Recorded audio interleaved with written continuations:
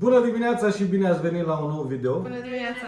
Pe canalul nostru de YouTube Român în Italia. După cum vedeți, astăzi suntem în formulă mai completă, așa, și acasă, statici, așa, suntem pe cazarmă, ca să zic așa, sau cazermă, cum să mai spune, cazermă în italiană, cazarmă în română, nu? Dacă nu greșesc. Am făcut armata, dar trecând vreo 20 și ceva de ani de atunci și până acum, am cam uitat. Astăzi avem un video, ne revedem pozele de acum 7 ani de zile de când am venit în Italia. Video amuzant, cred. Da, că o să râdem și noi și o să râdem și voi totodată, cu siguranță. Așa că astăzi ne revedem pozele de când am venit primele zile în Italia. Nu sunt foarte multe, pentru că pe timpul acela nu eram noi așa tari înfocați, nici nu aveam YouTube, adică canal aveam, că ne uitam și noi pe YouTube, dar nu postam pe YouTube și nici pe rețelele de socializare nu eram noi așa înfocați. Singura rețea care era pe timpul acela era Facebook-ul, care puneam și noi o story, o postare, o poză de profil, de copertă,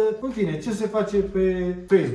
Așa că, dacă nu aveți nimic de făcut, stați alături de noi în acest video, că vă veți amuza, sau cel puțin, dacă sunteți curios, să ne vedeți fețele noastre de acum 7 ani, pentru că cel puțin eu cel puțin, eram foarte schimbat față de cum arăt acum, dar mai departe Rămâneți cu noi. Așa, o să vă spun imaginile cum arătam și ce fel eram noi pe timpul acela. Dar nu uitați, puneți un like, abonați-vă la canal și haideți să alegem prima poză să vedem despre ce este vorba. Și prima poză, voila!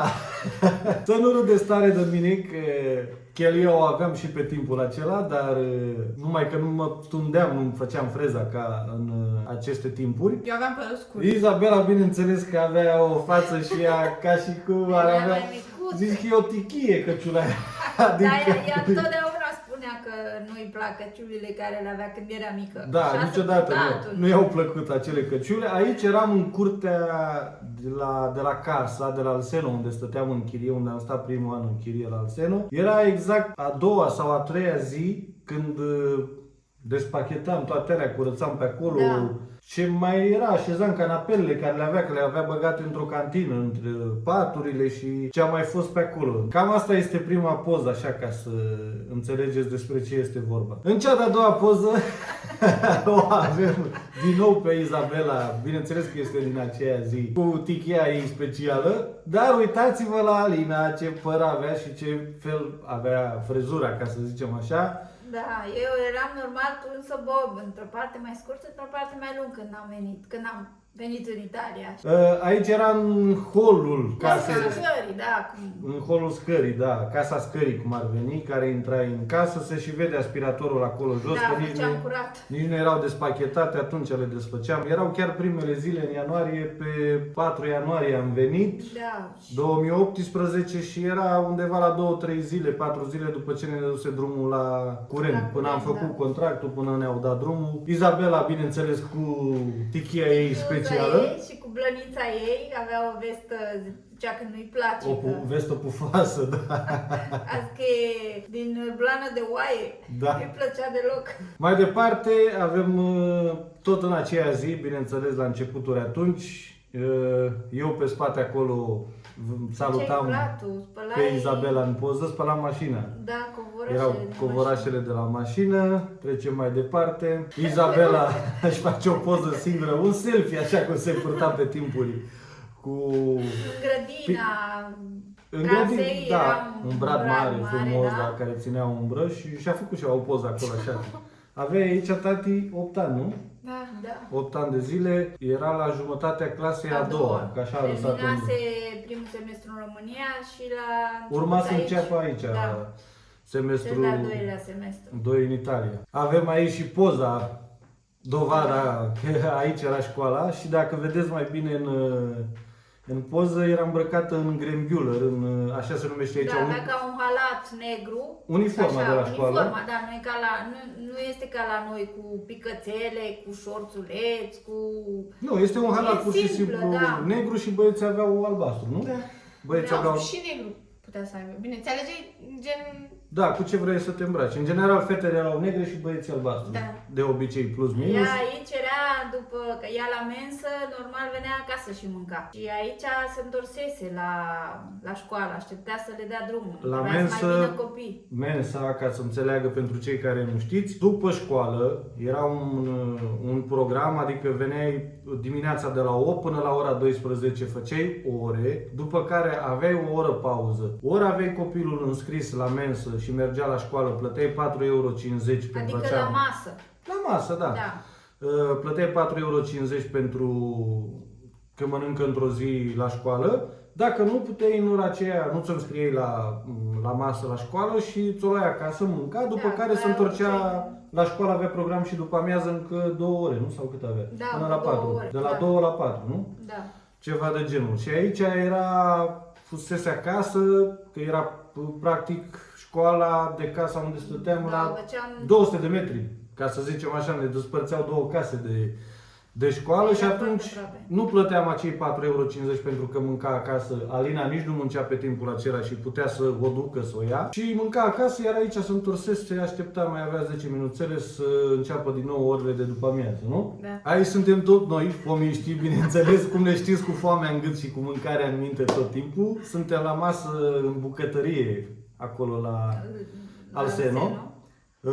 Ne cumpărasem câte un calzone, bineînțeles, mare, să vede după cel care îl ține Alina în mână cât era de mare. Ca de obicei, cum face orice om, face o poză și pune pe Facebook. Asta făceam și noi pe timpul acela. Era seara, după cum se vede că era... Și am mai văzut lumea ceva în cu această poză. Ce? Ce mai ai văzut? O de Pascua. Unde? Da, probabil după că început da, să se apropia, cred că ieșise Paștele, probabil. Da, era undeva martie, cred, și se apropia timpul Paștelui și știți că aceste ouă ies cu 2 luni de zile înainte pe piață până la Paște aici în Italia. Mai departe, dragilor, o să vă arătăm că avantajul era că stăteam la curte și o să vă arătăm, cred că era primul grătar, că după cum se vede Da. era și nears grătarul, era nou, Era vopseaua nu era arsă pe el. Aceasta este masa noastră minunată care o avem Și și acum o avem. în ziua de astăzi Da. o avem această Și masă acele scaune pliabile de plastic și acele scaune. Și cea albă, măsuța mică, o avem. Da, le avem toate care Da. sunt în această poză. Aveam o salată acolo și cred că ceva cârnați aveam, dacă se vede bine pe... Și mai era Da. și acolo ceva carne, tot ceva. Da, eram la început, cred, nu știu, dar mai aveam de făcut, că se vedea acolo pe măsuța aceea Eu mică. aveam părul roșcat, era... Tu erai roșcată la păr, scuzați-mi chelia mea că să nu vă orbească așa, știți cum e vorba aia. Și de la grătar, ați văzut culoarea Alinei că era roșcată, aici, în această poză, a început să...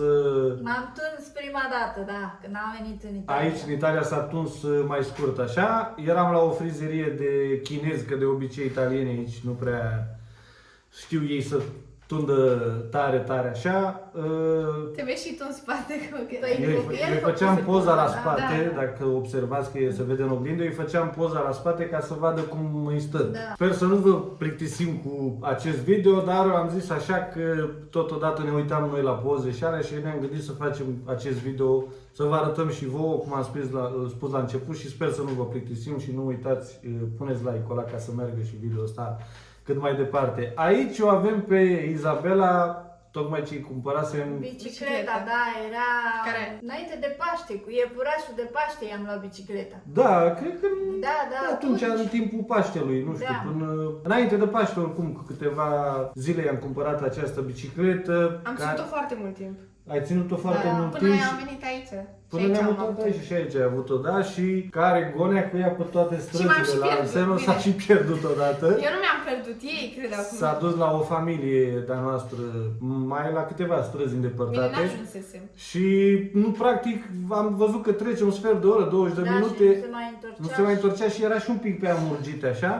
Am luat-o unul pe stradă, până la urmă, după sperieturi și alea, la un moment dat venea singură cu bicicleta. Eu nu mă pierdusem. Nu te pierduse din Te punctul tău de pierduse, vedere? dar noi nu știam nimic de Na. tine.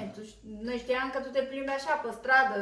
Mai nu aproape departe, acolo, da? nu plecai departe. Mai departe, cu prima vizită a mamei și a lui Cosmin aici în Italia, se întâmpla deja, era vară, cred că august era ceva, Da, gen da. august.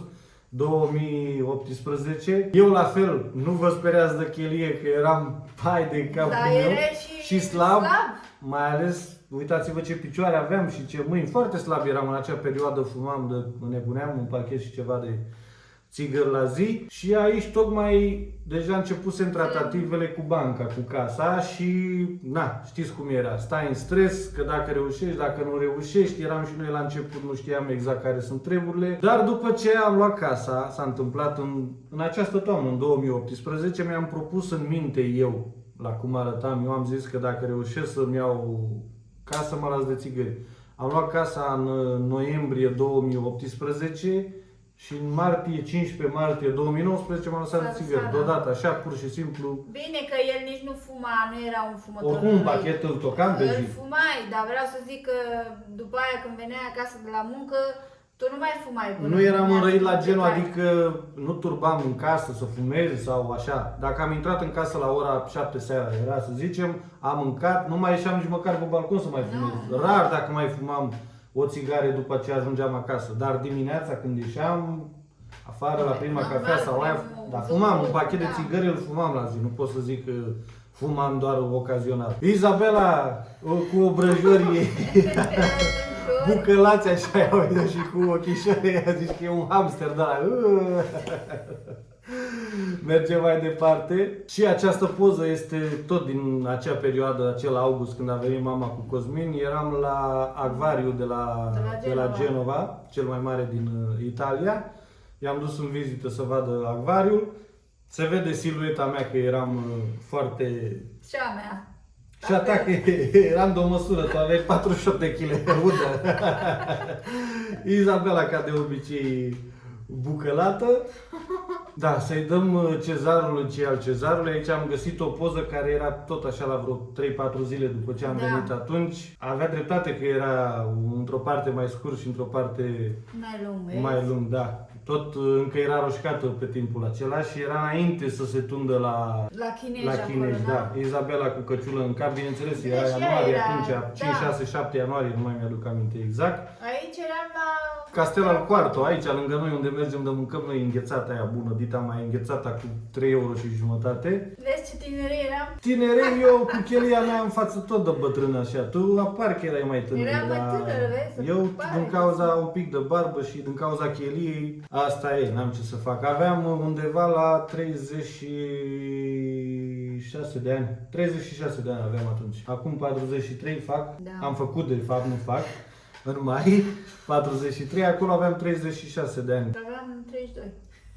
Și tu 32, da. Și ultima poză, ca să nu vă plictisim prea tare cu aceste poze și cum am spus, bineînțeles, nici nu avem foarte multe din perioada aceea, pentru că nu eram noi atât de fotograf ca și acum. Bineînțeles, eu în față cu ochelarii de aviator, pe spate Alina și Izabela, în aceeași localitate, în aceeași zi este făcută poza. Cam astea erau fețele noastre în acele timpuri, ca să zic așa. Eram mai slabi, mai nepregătiți, eram și noi la început, erau primele zile în Italia pentru ele. Că eu deja aveam câteva luni bune care trăiam, bine, am stat pe camion la început și până mi-am găsit chirie vreo 4 luni de zile, dar aveam habar de zonă cât de cât, unde-i banca, unde-i poșta, cât de cât o școală, știam unde-i primăria, ce e de făcut, dar ele în aceste poze care vi le-am arătat erau cam primele zile și nu știau tare așa, cam pe ce lume trăiesc, ca să spunem așa. Da, sper că v-a plăcut acest video. Aceste poze care vi le-am arătat de la începuturile noastre în Italia. Ne pare rău că nu avem mai multe, că ne-ar fi plăcut și nouă să avem mult mai multe amintiri din acea perioadă, dar astea sunt. Dacă v-a plăcut și nu v-ați plictisit și ați rămas până la final, puneți un like, abonați-vă la canal, că pe viitor vin video mai interesante sau dacă sunteți noi pe canal, mergeți în urmă, că sunt destule videouri interesante despre viața de aici din Italia, cheltuieli, fel și fel, acte, rezidență, tot ce vă interesează găsiți aici pe canal. Așa că abonați-vă cât mai mult și până data viitoare, cum o spun mereu, vă țuc de nu vă vedeți. Ciao!